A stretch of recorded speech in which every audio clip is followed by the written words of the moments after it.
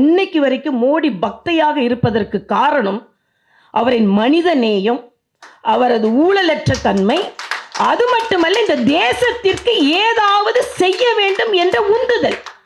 24 மணி நேரம் எனக்கு சொன்னாங்க விமர்சனத்தை நாம் எப்படி ஏற்றுக்கொள்கிறோம் என்று. அமெரிக்கா போகும்போது மோடி அவர்கள்ட்ட கேட்குறாங்க, நீங்கள் 24 மணி நேரமும் சுறுசுறுப்பாக இருக்கிறீர்களே, எதை சாப்பிடுகிறீர்கள், என்ன உண்கிறீர்கள்?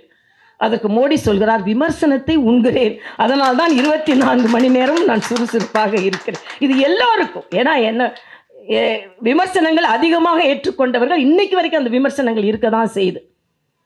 பதவி வெறிக்காக நீ ஒருத்தர் எழுதுறான், 200 ஊப்பி எழுதுறான், பதவி வெறிக்காக நீ உள்ள வந்த.